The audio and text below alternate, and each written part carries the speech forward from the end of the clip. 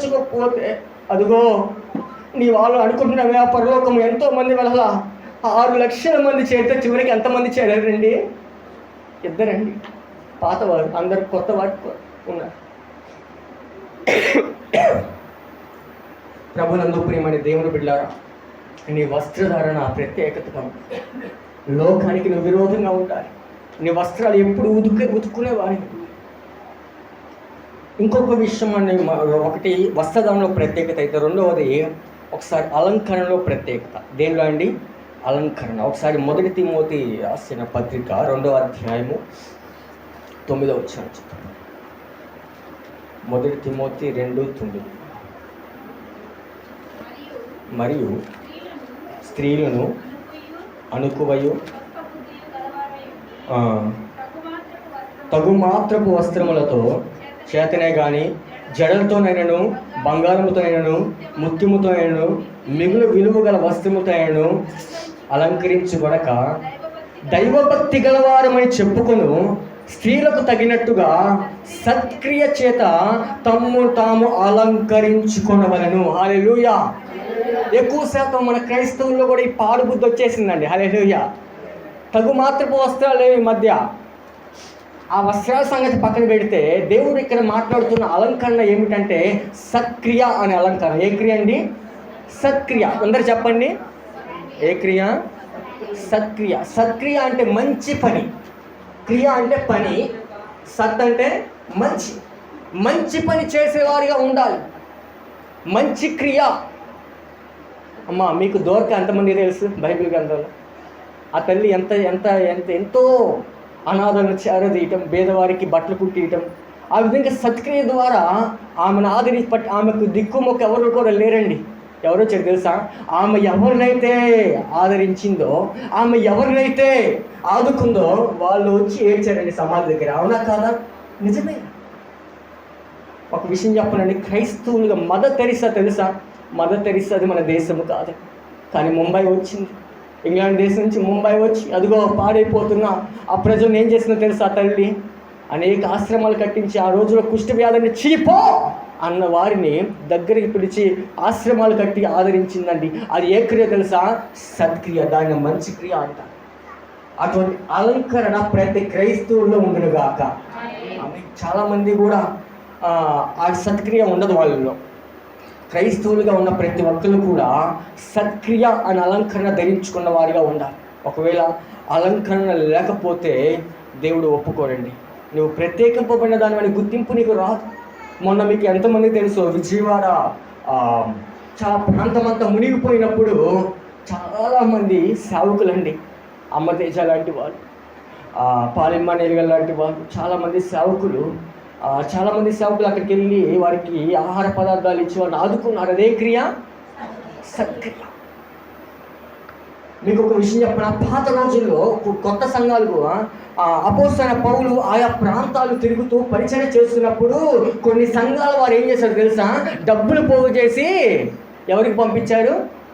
సేవకుని ప్రయాణం కొరకు పంపించి సేవకుని ఆదుకున్నారండి. అదే క్రియ, చెప్పండి. అటువంటి సంఘంగా మన సంఘం ఉండదుగా. ప్రభునందు ప్రియమైన దేవుని బిడ్డలారా, నేను చెబుతున్నాను, ఆ సత్క్రియ అనే అలంకరణ మనకు ఉండాలి. నీవు లోకానికి ప్రత్యేకంగా ఉండాలి అంటే మొట్టమొదటిగా నీ వస్త్రాలు ఎప్పుడు కూడా ఎలా ఉండాలి? ఉతుకుతూ ఉండాలి. రెండవదిగా సత్క్రియ అనే అలంకారం ధరించుకొని ఉండాలి. మూడవదిగా నేను చెబుతాను, మన ప్రవర్తనలో ప్రత్యేకత.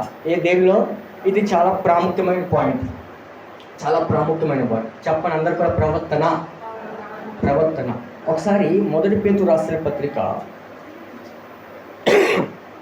2వ అధ్యాయము 11, 12 వచనాలు చదువుకుందాం. ప్రియులారా, మీరు పరదేశులను యాత్రికులై ఉన్నారు కనుక ఆత్మకు విరోధంగా పోరాడు శరీరాశలను విసర్జించి అన్యజనులను మిమ్మల్ని ఏ విషయంలో దుర్మార్గులను దూషించుతురో ఆ విషయంలో వారు మీ సత్క్రియలను చూచి వాటిని బట్టి దర్శన దినమున దేవుని మహిమపరుస్తున్నట్లు వారి మధ్యన మంచి ప్రవర్తన గల వారై ఉండవాలని మిమ్మును బతిమాలుకొంచున్నాను. పేతురుతో మాట్లాడుతున్నాడు అపోస్తలుడైన పౌలు. రాస్తే ఏమంటారు? అయ్యా, మీరున్నారు చూసావా, మీరు నివసిస్తున్న ఈ లోకంలో మీరు ఉన్నారు. ఆ లోకంలో చెడ్డవారు ఉన్నారు, దుర్మార్గులు ఉన్నారు. మీరు బాప్తిజం తీసుకున్నామని చెప్పుకుంటున్నారు, బలలో పాలుపంపులు పొందుతున్నారు, మిమ్మల్ని మీరు ఏదో గొప్పగా ఫీల్ అయ్యి చెప్పుకుంటున్నారు. కానీ ఒక్క విషయంలో మాత్రం మీ మీద తప్పు ఒకటి మోపుతారయ్యా. పేతురు అంటున్నాడు, ఏంటయ్యా తప్పు అంటే? అయ్యా, అది ఒక ప్రవర్తన విషయంలో మిమ్మల్ని బతిమలాడుతున్నాయని చెబుతున్నాడు. ఏ విషయం అంటే అండి? ప్రవర్తన విషయంలో. చాలా ప్రాముఖ్యత అండి ఇది, చాలా ప్రత్యేకమైనది. ప్రవర్తన అనగానే మనకి 4 విషయాలు గుర్తుకు రావాలి. ఎన్ని విషయాలు? 1 మాట, 2 చూపు, 3 ఆలోచన, 4 నడక. నా మాట అర్థమైందా? 1 మాట, 2 చూపు, 3 ఆలోచన, 4 నడక. ఈ ప్రవర్తన అన్న విషయం రాగానే 4 విషయాలు గుర్తుకు రావాలా. 1 మాటలో ప్రత్యేకత కనపడాలి. బాగున్నావా అనేదానికి అన్న ప్రైజ్లా అన్న బాగున్నారా అనేదానికి అర్థం ఉందా లేదండి? ఏం చేస్తున్నా అనేదానికి అన్న ఏం చేస్తున్నా అడిగేదానికి అర్థం ఉంది. ఎందుకు ఈ మాట చెబుతున్నానంటే, చాలామంది రక్షించబడినట్టు ఉంటారు కానీ వారి మాట తీరు మారదండి. అదే మూఢత, అదే మూర్ఖ స్వభావం, అదే మాటలు. కొంతమంది నోట్లో నుంచి పచ్చిపూతలు వస్తాయి. ఎందుకు ఈ మాట చదువుతున్నాను చెప్పనండి? క్రైస్తవులుగా ఉన్న మనము నీలో ప్రత్యేకత కనుక కనపరచుకోకపోతే దేవుడు ఏమంటాడు తెలుసా? ప్రకటన గ్రంథంలో ఒక సంఘంతో అంటారు, చూసావా, చల్లగా నేను ఉండు. నాకేం రావట్లా దేవుడు అనే మాట. ఒక మనిషిగా లోకంలో చూస్తున్న మనుషులు చేస్తున్న ప్రవర్తన చూస్తే నాకు ఎంత కోపం వస్తుంటే దేవుడు తట్టుకోడండి. నీకెన్నిసార్లు చెప్పాలరా? ఎన్నిసార్లు చెప్పాను వాక్యం చేత, ఎన్నిసార్లు చెప్పాను సేవకుల చేత, ఎన్నిసార్లు చెప్పాను, అయినా కానీ నీకు బుద్ధి రాలేదా అని దేవుడు తిడతాడు. ఒక్కొక్కసారి దేవుడు చెబుతాడు. ప్రభునందు ప్రియ దేవుని బిడ్డలారా, జ్ఞాపకం చేసుకుందాము, నీ మాటలో ప్రత్యేకత కనపడాలి. ఒకసారి యాకోబు రాసిన పత్రిక 3వ అధ్యాయం, తెలిసిన వాక్యాలన్నీ కూడా, కానీ మనం నేర్చుకుందాము. నా సమయం కూడా అయిపోవచ్చింది. యాకోబు రాసిన పత్రిక 3వ అధ్యాయము 2-3 వచ్చి ఒకసారి చదువుతారు. నేను చదువుతున్నాను. అనేక విషయములలో మనమందరము తప్పిపోచున్నాము. ఎవడైనను మాట యందు తప్పని యెడల వాడు లోపము లేనివాడై తన సర్వ శరీరమును స్వాధీనపరుచుకున్న శక్తి గలవాడుగును. గుర్రములు మనకు లోబడుటకి నోటికి కళ్ళము పెట్టినట్టు వాటి శరీరం అంతా తిప్పుదము కదా. ఓడలను కట్టి చూడుడి, అవి ఎంతో గొప్పవి, పెనుగాలికి కొట్టుకొని పోబడినను ఓడ నడుపు అనే ఉద్దేశము చొప్పున మిక్కిలి చిన్నకు చుక్కాని చేత తిప్పబడును కదా. అలాగునే నాలుక కూడా చిన్న అవయమైనను బహుగా అదిరిపడును. ఎంత కొంచెం నిప్పు ఎంత విస్తారముగా అడవిని తగలబెట్టును. నాలుక అగ్నియే. ప్రభునందు ప్రియమైన దేవుని బిడ్డలారా, దేవునికి వాక్యం సెలవిస్తూ ఉంది. చాలామంది కూడా మందిరానికి వస్తూనే ఉంటారు, కానీ వారి యొక్క మాట తీరు ఎలా ఉంటుందంటే ఎప్పటికప్పుడు చిచ్చులు పెట్టేవారుగా ఉంటారు. ఏం పెడతారండి వాళ్ళు? మీ ఇక్కడ లేరేమో, మా దగ్గర ఉన్నారు, చాలా మంచి వాళ్ళు. ఎందుకు ఈ మాట చదువుతున్నాయంటే, వారు మనతో ఉన్నట్టే ఉంటారు, కానీ మన పక్కనే వాళ్ళు ఏం తవ్వుతూ ఉంటారు? గోతులు తవ్వుతారు. ఉన్నారు, మన మధ్యలో కూడా ఉంటారు అటువంటి వాళ్ళు క్రైస్తవులే. అక్క అంటారు, చెల్లి అంటారు, తమ్ముడు అంటారు, అన్న అంటారు, కానీ పక్కన గోతులు తవ్వుతానే. ఎందుకు ఈ మాటలు చదువుతున్నాయంటే, క్రైస్తవులుగా మన నోరు అనేది అదుపులో పెట్టుకోవాలండి. నోరు అదుపులో పెట్టుకోకపోతే నీ యొక్క ప్రవర్తన ఏమి చేసిన క్రైస్తవులుగా అది చాలా వ్యర్థమే. ఎవరైనా సరే ప్రభునందు ప్రియ దేవుని బిడ్డలారా, నేను ముగిస్తున్నాను. మన మాటలో ప్రత్యేకత కనపడాలి. రెండవది, మన చూపులో ప్రత్యేకత కనపడాలి. ఒకసారి మత్తయి సువార్త 5వ అధ్యాయము, నేను త్వరగా ముగిస్తేస్తున్నాను, సమయం లేదు.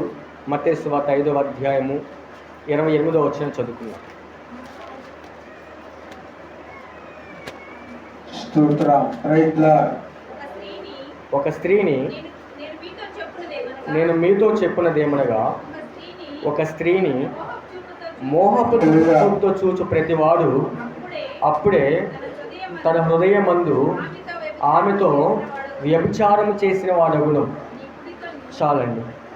దేవుని యొక్క వాక్యాన్ని పరిశీలిస్తే చూపు, అమ్మ నా వైపు చూడండి, చూపు చాలా ప్రమాదకరం.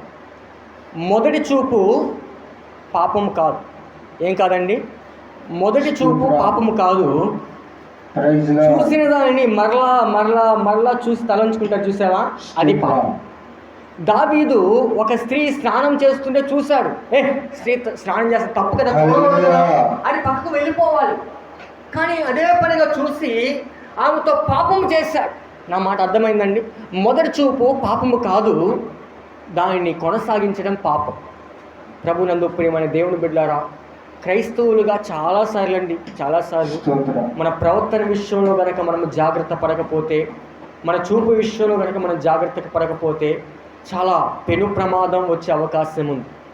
మూడవదిగా చదువుతాను, లాస్ట్గా ఒకసారి ఇర్మియా గ్రంథము చిన్న వాక్యం చదువుతాను. ఇర్మియా గ్రంథము 23వ అధ్యాయం 19-20 వచ్చి.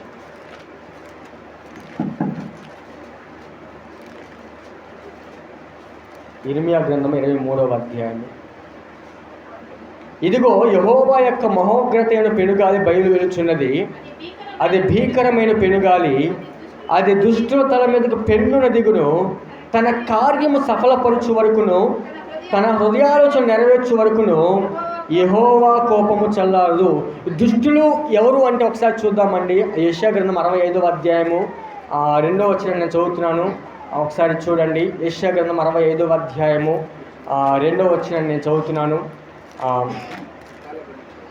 తమ ఆలోచన అనుసరించి చెడు మార్గం నడుచుకొనుచు లోబడిన ప్రజల వైపు దినమంతయు నా చేతులు చాపుచున్నాను. ప్రభునందు ప్రియమైన దేవుని బిడ్డలారా, మూడవది ఆలోచన. నీ సొంత ఆలోచన క్రైస్తవులుగా మనకి పనికిరాదండి.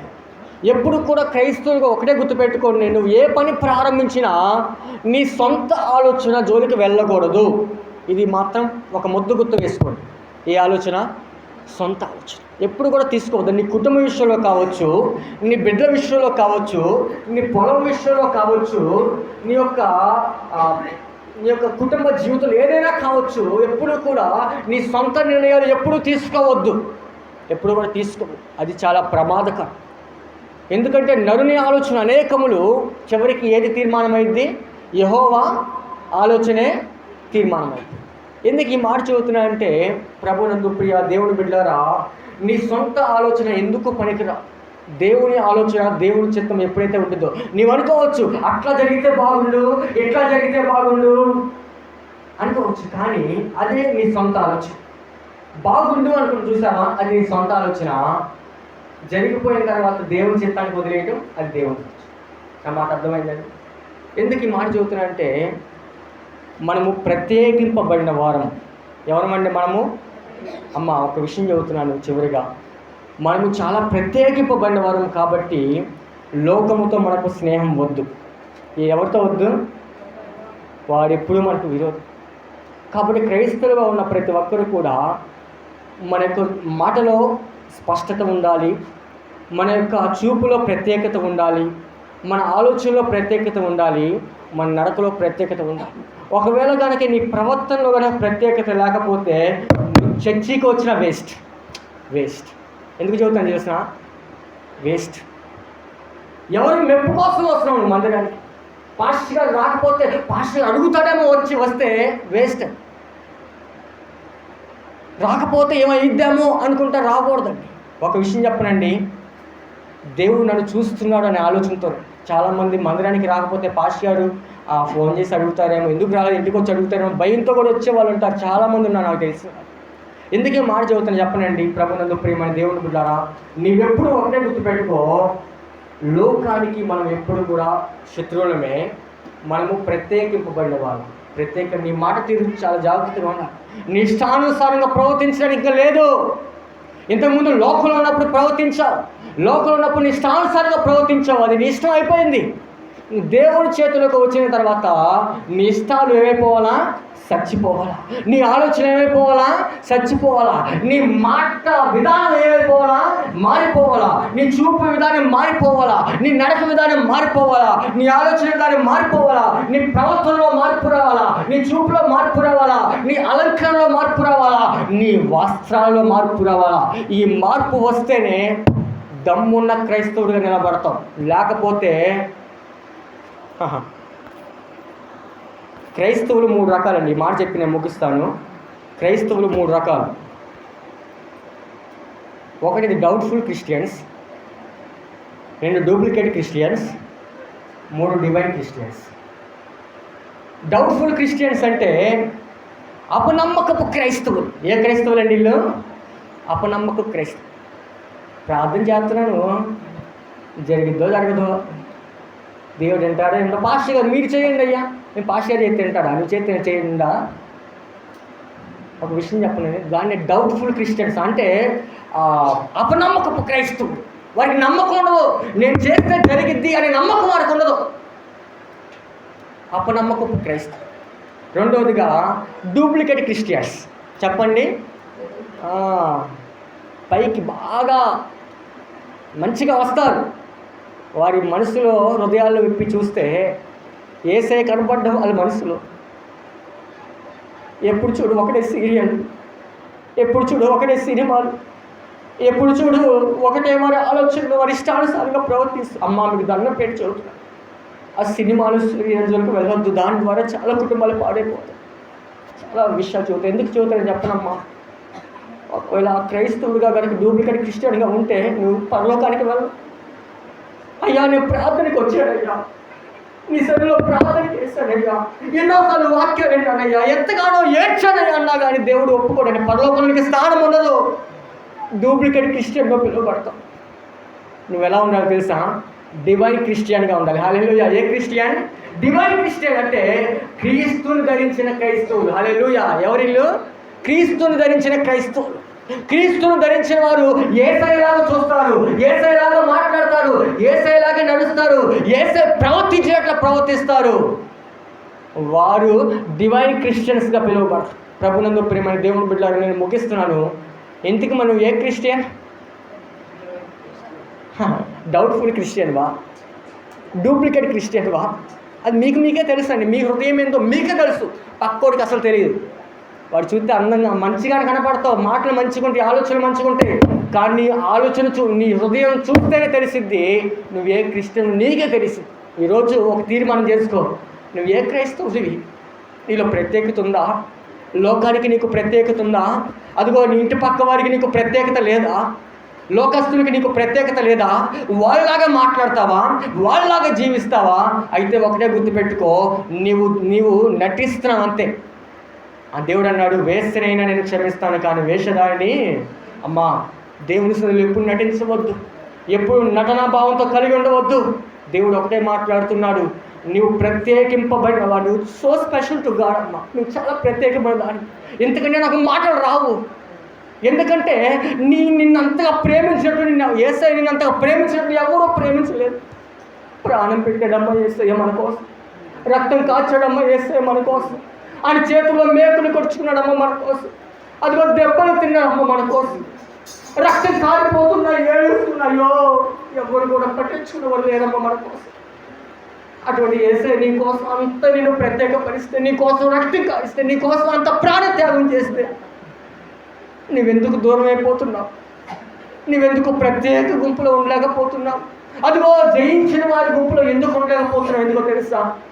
అదిగో నీ వస్త్రాలు ఇంకా ఉడకపడ కళ్ళు మూసుకున్నామా? ఒకసారి మన రక్షణ విషయాన్ని జ్ఞాపకం చేసుకున్నా.